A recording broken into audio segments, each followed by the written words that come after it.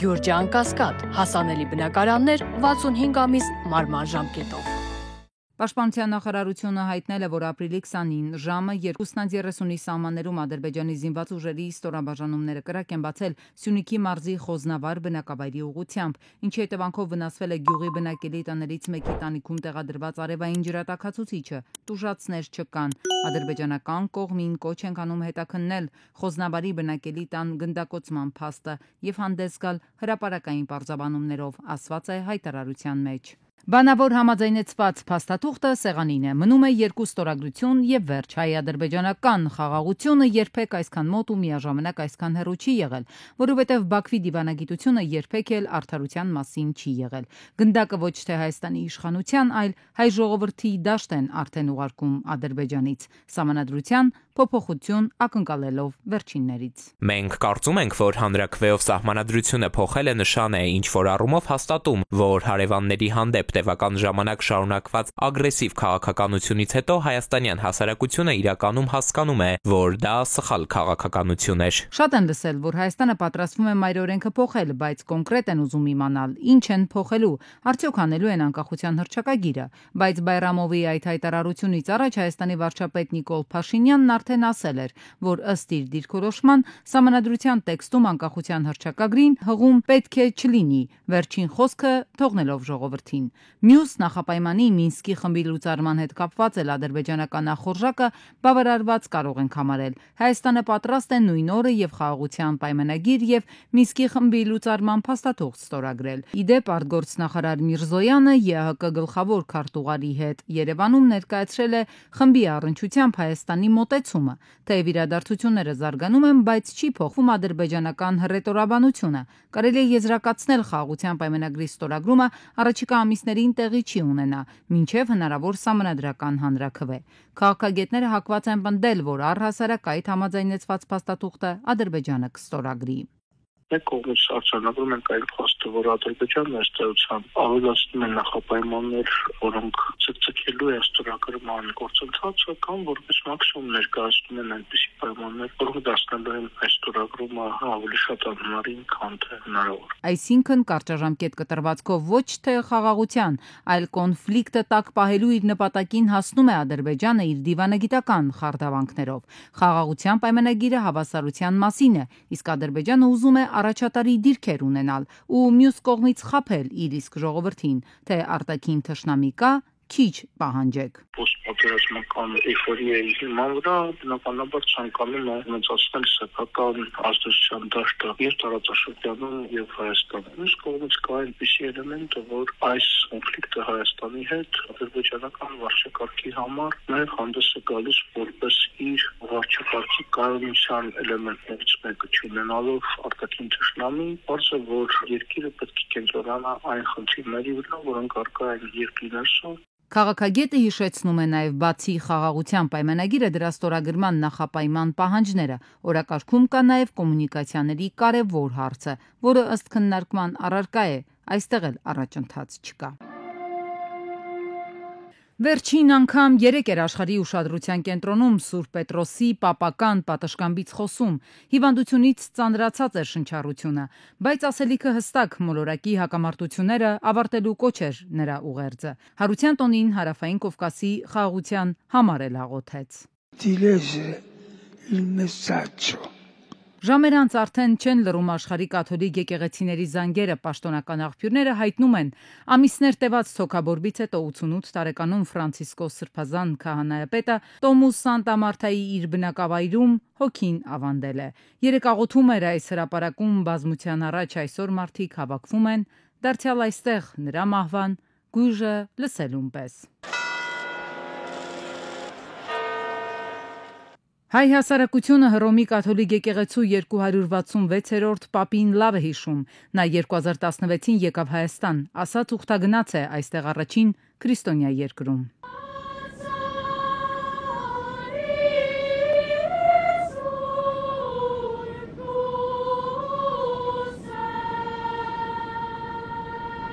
Պապն աշխարհահռչակ լրատվամիջոցներին բերեց Հայաստան մի քանի օր աշխարհի ուշադրության կենտրոնում առաջին քրիստոնյա երկիրն էր, որտեղ Պապը անդրադառնալով 1915-ի իրադարձություններին նախ գործածեց մեծ եղեռն տերմինը, ապա ավելացրեց ցեղասպանություն եզրույթը։ Այդ ողբերգությունը, ցեղասպանությունը, ցավոք գլխավորեց անցյալ դարի անմարդկային աղետների տխուր ցուցակը, որոնք իրականացվեցին ցեղապաշտական, գաղափարախոսական եւ կրոնական մոլորեցնող շարժառիթներով։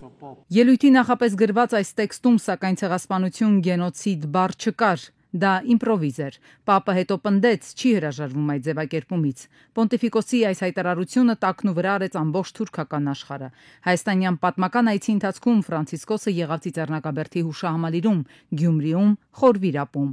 Էկումենիկ արարողություն տեղի ունեցավ Հանրապետության հրապարակում։ Մայրաթոռում Պապը մասնակցեց Կիրակնօրյա պատարագի։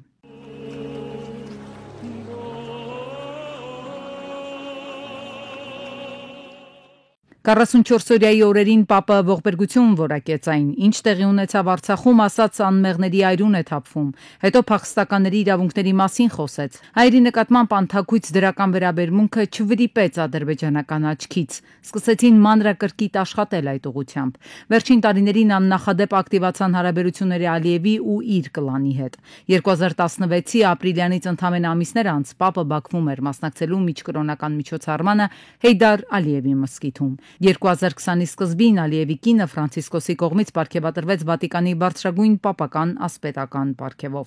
Այս տարի ապրիլի 10-ին Հռոմի պապական Գրիգորյան համալսարանում ադրբեջանցի եւ օտարազգի գիտնականները ներկայացնում էին Արցախի տարածքում գտնվող հայկական քրիստոնեական մշակութային ժառանգության բազմաթիվ կոթողներ, այդ թվում Դադիվանքը, Ամարասը, Գանձասարը, ներկայացնելով որպես հին ալբանական կամ ուդիական ժառանգություն։ Խորխե Մարիո Բերգոլյոն 2023-ին, երբ դարձավ Ֆրանցիսկոս, անմիջապես հայտնվեց լրատվամիջոցների ուշադրության կենտրոնում։ Նա տարբերվում էր նախորդ հովապետերից։ Առաջինը Լատինական Ամերիկայից։ Քիմիայի ուսուցիչ էր, որը ըստ մի հայտնի պատմության սիրած աղջկա մերժումից հետո դարձավ հոգևորական։ Պապը պոլիգլոտ էր, 3 երկրի քաղաքացի, սիրում էր ֆուտբոլ, կարդում գրքեր, անում բարեգործություն, սուրճ խմում Վատիկանի սրճարաններում, ակտիվ էր Թվիթերում ու երթմանը համաձայն երբեք հեռուստահաղորդումներ չէր դիտում։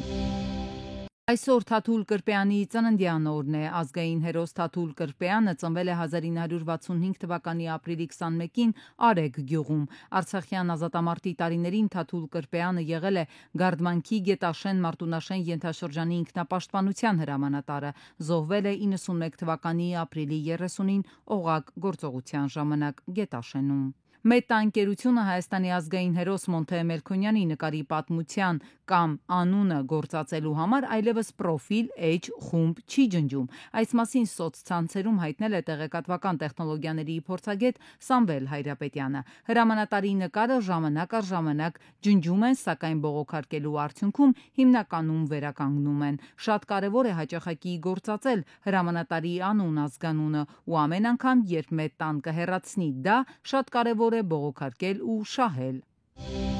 Արաբական Միացյալ Էմիրությունների միջնորդությամբ Ռուսաստանն ու Ուկրաինան իրականացրել են հակամարտության սկզբից ի վեր գերիների ամենամեծ փոխանակումը։ Միջնորդությունների միջոցով փոխանակված պատանների ընդհանուր թիվը հասցնելով 3771-ի։ Այս անգամ փոխանակվել է ավելի քան 538 գերի, 246 ուկրաինական, 246 ռուսական կողմից։ Արաբական Միացյալ Էմիրությունների արտգործնախարարությունը միջնորդական ջանքերին ընդառաջելու համար երախտագիտություն է հայտնել երկու երկրներին եւ հայտնել, որ շարունակելու է ուկրաինական հակամարտության խաղաղ կարգավորման ուղղված ջանքերը։ Վաշինգտոնը ակնկալում է, որ այս շաբաթվա վերջ Կիևը կպատասխանի պատերազմին վերջ տալու Սպիտակ տան առաջարկին։ Wall Street ժուրնալը գրում է, որ եթե բոլոր կողմերի դիրքորոշումները համընկնեն, ապա առաջարկները կարող են ներկայացնել Մոսկվային, սակայն ծրագրում տեղ գտած որոշ գաղափարներ չեն համապատասխանում Ռուսաստանի պահանջներին։ Օրինակ, Ամերիկայի Միացյալ Նահանգները չի ճանաչում, որ Ռուսաստանը օրինական իրավունք ունի վերահսկելու Ուկրաինայի արևելյան 4 շրջանները՝ Զապորոժիե, Խերսոն, Լուգանսկ եւ Դոնեցկ։ Չինաստանը խոստանում է խիստ միջոցներ բոլոր նրանց դեմ, ովքեր կմիանան Պեկինի դեմ Վաշինգտոնի առևտրային պատերազմին։ Նման մոտեցումն ի վերջո կտապալի երկու կողմին էլ եւ կվնասի մյուսներին, հայտարարել է Չինաստանի առևտրի նախարարը։ Վան Վենտաուի խոսքը պատասխան էր ԱՄՆ վարչակազմի ծրագրի, որը նախատեսում է մյուս երկրների հետ մաքսատուրքային բանակցություններն օգտագործել նրանց վրա ճնշում գործադրելու համար, սահմանափակելու Չինաստանի հետ այդ պետությունների հարաբերությունները։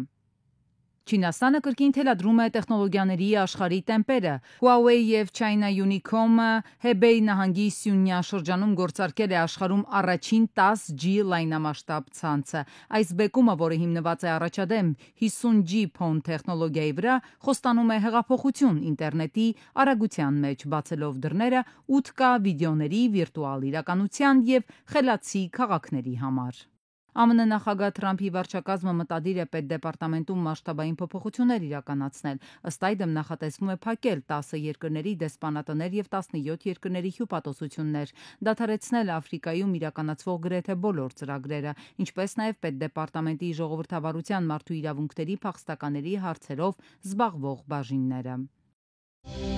Ազգային ժողովում լրատվամիջոցների գործունեության դրանց տարիներ առաջ դերակատարության վերաբերյալ քննարկումները թեժացան, նույնիսկ սկսեցին փոխադարձ վիրավորանքներ ու ռեպլիկներ հնչել։ Հայաստան խմբակցության падգամավոր Գեղամ Մանուկյանը падգամավորների հիշողությունը քառորդ դար հետ տարավ։ Ինչպիսին էր մամուլն այդ ժամանակ եւ ով դեմ ինչ էր գրում։ 1990 թվական հոկտեմբեր 27-ից առաջ որ մամուլներ Վազգեն Սարգսյանի դեմ արշավանում։ Էտով ասեց։ Գլուխդ պատով տվեցի։ Հայկական ժամանակ Նիկոլ Փաշինյան։ Մի հատ գնացեք մամուլը նայեք։ Ու հենց այստեղ էլ վեճն ավելի թեժացավ ընդդիմադիր ու իշխանական падգամավորները մեկը մյուսին կարգի էին հրավիրում։ Սուտ խոսացին որովհետև Ամբիոնից իջավ ազգային ժողովի նախագահը իր թիմակցին պաշտպանելու համար։ Խոսքը կրկին Գեղամ Մանուկյանին էր ուղված։ Ելույթ ես ունենում, մարդը արձագանքում ասում է գլուխդ պատով ես տվել դու։ Ես էլ ասում գլուխդ պատով տվել ես դու։ Տեսնում ենք արդեն։ Իմիջիալոց, հերիք մի սպառնում ես ինձ։ Դե հետո ասեց հա։ Գլուխները պատով եք տալիս, բոլորը, ով որ կարա իրան թույլ տա սպառնի, հետ եկեք, 20 րոպե կյանքները կերար բոլորիս, խնդրում եմ, նստի լսի։ Հետո ազգային ժողովի նախագահը դիտողություն արեց Հայաստան խմբակցության մեկ այլ падգամավորի։ Սիմոնյանին դուր չի եկել падգամավոր Վարդանյանի պահվածքը քննարկումներից մեկի ժամանակ։ Վարդան, ես անկեղծ չեմ հասկանում, ոնց կարելի է, որ մարդը ամբիոնից զոհված մարդկանց անուններ է տալիս։ Անենց եք ժպտում, ես ասենք զարմացած եմ, էլի։ Ասենք այդ ծիծաղն ու ժպիտը զոհերի անունները տալու հետ կապված ամոթ է, էլի։ Եվ քանի որ օրակարգային հարցը մամուլն ու դրա ազատությունն էր, падգամավորները կրկին թեմային անդրադարձան։ ԿՊԱ-ականները հայտարարեցին, թե Հայաստանում մամուլը երբեք այդքան ազատ չի եղել, որքան այսօր։ ԿՊԱ-ական խմբակցության ղեկավարը թվեր հնչեցրեց, թե ընդդիմությունը տիրապետում է լրատվական դաշտի 90%-ին, իշխանությունը 10%-ին։ Շենգավիթ վարչական շրջանի աշխատակազմում իրավապահները գործողություններ են իրականացրել։ Թաղապետը հայտնեց, որ իրենց աշխատակիցներից մեկը տնային կալանքի տակ է։ Այս բանի նախաքննությունը դեռ, եթե չեմ սխալվում, շարունակվում է, որովհետեւ այլ բան չեմ կարող ասել, եւ կարող եմ նաեւ փաստել եւ վերահաստատել մեր դիրքորոշումը, որ համայնքային պետական բյուջեից մեկ լումա անգամ գողանալը դա մեղմ ասած սրիկայություն է։ Ոչ միայն համայնքային բյուջեից գողության մասին է խոսքը, այստեղ նաև խոսքը այն մասին է, որ ասենք ինչ որ մի բան արձանագրելու, ինչ որ մի բան չարձանագրելու համար կաշառք վերցնելու նաև մասին է խոսքը եւ այդ բոլոր երևույթները մեզ համար անընդունելի են։ Քաղաքապետն ասում է, սա դարձել է անընդհատ կրկնվող եւ համակարգային խնդիր։ Ինչ որ տենց այլ մոտիվացիոն միգուցե տրամաբանությունը պետք դնել, որովհետև ոնց հասկանում եմ, այնտեղ բանը շատ է, էլի, գայթակղությունը շատ մեծ է եւ պետք է համապատասխան ինչ-որ համակարգային երևույթը լուծումներ գտնել։ Քաղաքապետն անդրադարձավ նաեւ մայրաքաղաքի գիշերային լուսավորության համար կատարվող աշխատանքներին։ Համայնքներ կան, որտեղ LED լուսատուներ ունեն։ Դրանք ըստ Ավինյանի էական էներգախնայող են եւ քաղաքի փողոցներն ու բակերն ավելի լուսավոր են դառնում։ Այնուամենայնիվ կարծում եմ, որ այստեղ մի փոքր ավելի խորը վերլուծության կարիք ունենք, որովհետև մասնավորապես այս աշխատանքները այսպես թե այնպես ազդում են մեր միջավայրի վրա եւ մասնավորապես որքան որ հասկանում եմ վերջին հետազոտությունները ցույց են տալիս, որ էականորեն ազդում են նաեւ ծտերի միգրացիայի վրա։ Քաղաքապետը պատասխանատվությունը դրեց վարչական շրջանների ղեկավարների վրա։ Նրանք պետք է ապահովեն, որպեսզի վարչատարածքներում տեղադրված տարբեր ապարատների եւ բանկոմատների համապատասխան վճարումները մուտք արվեն քաղաքային բյուջե։ Հայտարարագիր չլրացնելու պատճառները ցանկով ըստ իշխանական падգամավորի։ Մոտավորապես 35,000 հոգի է սպայդությամբ հայտարարագիր լրացնել, փոքր տոկոսն է, հիմա պատճառն եք ուզում իմանալ։ Պատճառ համար 1, որ մարդկանց մի զգալի մասը նույնականացման քարտ չի կարողանում ձեռք բերել չունի, պատճառ համար 2, ունեցողների մի զգալի մասը արդեն մի քանի ամիս գիտի, որ հայտարարագրման ժամկետը տեղափոխվելու է նոյեմբերի 1, պատճառ համար 3, որ մեր ընդդիմադիր որոշ շրջանակներ հայտարարագրման համակարգը այնքան են դեմոնիզացրել, այնքան ապատեղեկատվություն են տարածել։ Եվ պատճառը համար 4, այս մեկը Թունյանի ցանկում չկա, էլեկտրոնային ստորագրությունն ակտիվացնելու դեռ բոլորը չէ, որ կարող են։ Թեպետ հայտարարագրման համակարգը գործարկելուց անմիջապես հետո պետեկամուտների կոմիտեից ու պատասխանատու մյուս գերատեսչություններից քաղաքացիներին սկսեցին միանգամից ուղղորդել բջջային կապի օպերատորների գրասենյակներ ստորագրության էլեկտրոնային տարբերակը ձեռք բերելու համար, ինչը հայտարարագրման համար պարտադիր է։ Պարզվում է իրականում սա վերաբերում է միայն ֆիզիկական քարտեր ունեցողներին, այսինքն եթե հեռախոսի քարտը վիրտուալ է, էլեկտրոնային ստորագրություն ակտիվացնել դեռ հնարավոր չէ։ Ստիպված է էլեկտրոնային ստորագրություն ստանալու ցանկություն հայտնողը բջջային օպերատորից քարտ ֆիզիկապես առնի եւ շատ են նաեւ դեպքեր նոր հեռախոսային, նոր սերնդի հեռախոսային մեջ, որ նույնիսկ քարտի բնիկ չունեն, որպեսզի տեղադրում կատարեն։ Հետևաբար նաեւ ստիպված են լինելու հեռախոս առնեն, որպեսզի կարողանան բնիկի մեջ տեղադրեն ու կարողանան էլեկտրոնային ստորագրությունը ակտիվացնել։ Ծախսատարության մեկ դրսևորում է, այսինքն լրացի ծախսի տակ են մարդկանց գծում։ Հնարավոր չէր համակարգն ամբողջությամբ պատրաստել ու հետո միայն գործարկել։ Սարգսյանն ասում է, պատասխանատուները հետևանքները չեն հաշվարկել, որ այսպիսով միայն խնդիրների առաջ են կանգնեցնելու քաղաքացիներին։ Կատարում է որոշակի քայլ, որը առաջացնում է շատ վտանգավոր ու բացասական հետևանքներ, երբ որ բարձրաձայնվում են դրա մասին, ասում են եկեք քննարկենք, որպեսզի փոփոխություն կատարենք։ Նույնիսկ արդեն վաղուց գործող ձեռագիր է դարձել հետեւյալը, որ դե եկեք օրենք ընդունենք, հետո կտեսնենք ինչ խնդիրներ կան, մի հատ խնդիրների վերաբերյալ փոփոխություններ կընդունենք։ Հայտարարագիր չլրացնելու դեպքում այնուամենայնիվ քրեական պատասխանատվություն կա, թե ոչ։ Ընդդիմադիր падգամավորն այսօր խորհրդարանում շարունակում էր այս հարցի պատասխանը փնտրել։ Իշխանությունից տնտեսական հարցերի հանձնաժողովի փոխնախագահն արձագանքեց 444-րդ հոդվածով, եթե որևէ քաղաքացու ազատազրկեն, հրապարակային ներողություն կխնդրի։ Մոսկվայի դատարանը Խաչատուրյանին հետ մահու մեղավոր է ճանաչել դուստրերի նկատմամբ բռնություն գործածելու համար։ Դատական կազմը պարզել է, որ 2018-ին դուստրերի ձեռքով մահացած Միխայել Խաչատուրյանը սիստեմատիկ կերպով նրանց բռնության է ենթարկել։ Քույրերի գործը դեռ փակված չէ, սակայն դատարանի որոշումը, որով հաստատվում է նրանց հոր մեղքը բռնության մեջ, նրանց անմեղության ապացույցներից մեկն է լինելու։ Պաշտպանական կողմը հույս ունի, որ Խաչատուրյան քույրերի նկատմամբ քրեական հետապնդումը կդադարեցվի։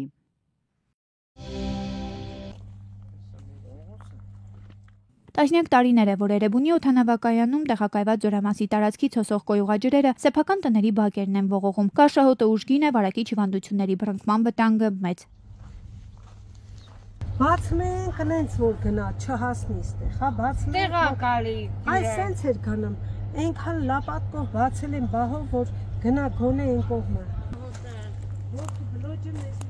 Քաղաքացիները նշել են, որ կեղտաջրերը միայն բակերով չեն սահմանափակվում, ներծծվում են նաև տան պատերով դեպի սենյակներ, անգամ լուսամուտ բացել չեն կարողանում։ Այսենց մեր քթի տակով։ Ծածկել ենք, որ ցեխի մեջ չընկնեն։ Պատերը քանդվում է։ Ասում են Զորամասի հրամանատարին են դիմել խնդրել օր առաջ լուծել հարցը, բայց անօգուտ։ Ուզում են, որ պատկան մարմիններն արձագանքեն իրենց պահանջին, լուծեն հոսող կեղտաջրերի հարցը։ Հիմա մենք չգիտենք ում դիմենք։ Ում դիմենք, որ մեր այս վիճակից հանեն ես։ Տեսախցիկներն են ֆիքսել, թե ինչպես են քաղաքացիները Միքայելյան վիրաբուժության կենտրոն տեղափոխում մահացած 16-ամյա Բենավ Դավթյանին։ Հետո արդեն պարզվել է, որ ապրիլի 19-ին մայրաքաղաքում սպանություն է տեղի ունեցել։ Նա գտնվելիս է եղել ծայրահեղ ծանր վիճակում, բժիշկները ցավոք չկարողացան փրկել 16-ամյա պատանու կյանքը, ով գիտակցության չգալով մահացել է։ Քրեական ու համայնքային ոստիկանները, նաև պարեկները մոտ 2 ժամ են որոնողական աշխատանքներ իրականացրել։ Պարզել են, որ ենթադրյալ սպանությունը Խաչատուր Աբովյանի անվան տուն-թանգարանի հարևանությամբ է եղել։ Այդ հատվածում, ինչպես նաև 5-րդ փողոցի որոշ տների մոտ հայտնաբերվել են առնանման հետքեր։ Ավելի ուշ Վիգմոր բժշկական կենտրոնից է ոստիկանության Քանաքեր Զեյթունի բաժինահասանք ստացվել, որ վիրավոր 2 քաղաքացի է իրենց մոտ տեղափոխվել՝ 16-ամյա Տիգրան ու 19-ամյա Սողոմոնը, նրանք եղբայրներ են։ Ոստիկանությունն ու քննչական բաժինը հայտնաբերել է ենթադրյալ կասկածյալներին, ովքեր տեղափոխվել են քրեական ոստիկանություն, այնտեղից էլ ներկայացվել Քանաքեր Զեյթունի վարչական շրջանների քննչական բաժին։ Նախաձեռնվել է քրեական բարույթ, դեպքի հանգամանքները բարձվում են։ Ապրիլի 19-ին 39-ամյա Գոռը Նիսանով Պրոշյան գյուղի վարչական տարածքում արագաչափի մոտ վրայերթի ենթարկել փողոցը չթույլատրելի հատվածով անցնող 63-ամյա Ալեքսանդրին։ Վարորդը փախուստի չի դիմել, հարևանությամբ գործող սննդի կետի աշխատակիցների հետ վիրավորին օգնել է, հետո արդեն շտաբօգնության բժիշկներն են տուժածին տեղափոխել Արմենիա բժշկական կենտրոն։ Դեպքի վայրն ժամանել ներքին գործերի նախարարության ոստիկանության բարեկային ծառայության Կոտայքի մարզի գումարտակի պարեկները, գումարտակի հրամանատար Լևոն Բադալյանի և գումարտակի հրամանատարի տեղակալ Վահագն Կարապետյանի գլխավորությամբ։ Ապրիլի 19-ին Քուչակ Արագած հատվածում բախվել են Լադան ու Ֆորդ Տրանզիտը։ Լադան հայտնվել է դաշտում, Ֆորդ Տրանզիտն էլ հանդիպակաց երթևեկելի գոտում։ 1 հոգի տեղափոխվել է Ապարան բժշկական կենտրոն, ժամանել են ոստիկանության բարեկային ծառայության Արագածոտնի մարզի գումարտակի պարեկները։ Ֆորդ Տրանզիտի արգելակման հետքերը կա, ահագին մի քանի մետր, հավանաբար ավտոմեքենայի հետ կամ տեխնիկական խնդիր է ունեցեք կամ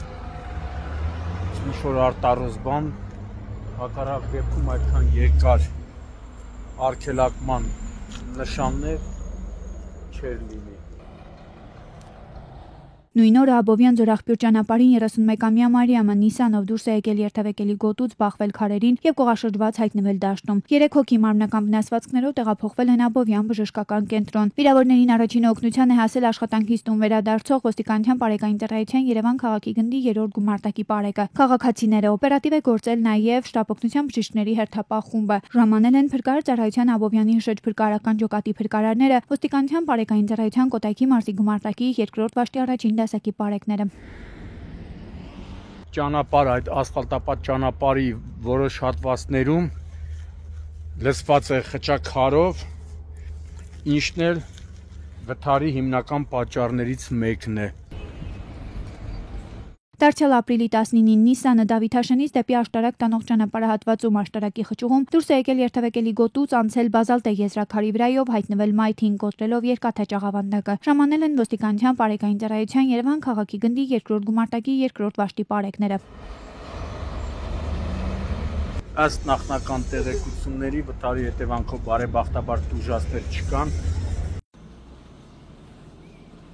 Իսկ 67-ամյա Մանուչարը Կամազով հարթավան բուժական ճանապարհին է դուրս եկել երթևեկելի գոտուց ու կողաշրջվել։ Ժամանել են փրկարար ծառայության Ապարանի շրջփրկարարական ջոկատի հրշեջները, ոստիկանության բարեկային ծառայության Արագածոտնի մարզի գումարտակի 2-րդ վաշտի 2-րդ դասակի պարեկները։ Վարորդը եղել է ոչ սթափ, խմացության ամենաբարձր աստիճանի։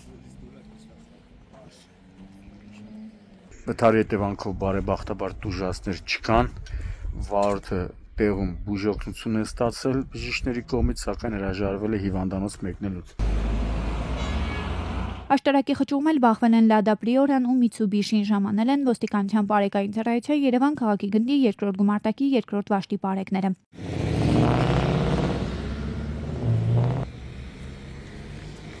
Ապրիլի 19-ին Աբովյան Ձորախբյուր ճանապարհին էլ բախվել են Մերսեդեսն ու BMW-ն։ Ժամանել են ոստիկանության բարեկային ծառայության Կոտայքի մարզի գումարտակի 2-րդ վաշտի առաջին դասակի պարեկները։ Վարորդները եղել են սթափ։ Դարձյալ ապրիլի 19-ին Արարատ գյուղի վարչական տարածքում Տոյոտան դուրս է եկել երթևեկելի գոտուց եւ կողաշրջված հայտնվել դաշտում։ 1 հոգի տեղափոխվել է Արարատ բժշկական կենտրոն, վիրավորին առաջին օգնության են հասել քաղաքացիները։ Օպերատիվորեն ժամանած Արարատ բժշկական կենտրոնի շտաբօգնության բժիշկների հերթապահ խումբը։ Օպերատիվորեն ժամանել են նաեւ փրկարար ծառայության Արարատի հրշեջփրկարարական ջոկատի հրշեջփրկարարները, ոստիկանության բարեկային ծառայության Արարատի մարզի գումարտակի 2-րդ վաշտի պարեկները։ Նրանք դեպքի վայրում հայտնաբերել են BMW, որը հնարավոր է վթարի մասնակից է։ Ապրիլի 19-ին Վանաձորի Նարեկացի 59 հասցեի դիմաց էլ 30-ամյա Պավելը Opel Astra-ով դուրս է եկել երթևեկելի գոտուց, բախվել գազատար խողովակներին ու կողաշրջվել։ Օպերատիվ են գործել ոստիկանության բարեկային ծառայության Լոռու մարզի գումարտակի առաջին վաշտի 4-րդ դասակի պարեկները, Գազպրոմ Արմենիա ընկերության Վանաձորի տարածքային տեղամասի աշխատակիցները։ Նախնական տեղեկություններով վթարի պատճառը եղել է այն, որ 75-ամյա Սամվելը վազ 2107-ով Opel Astra-ի վարորդի համար վթարային վիճակ է ստեղծել։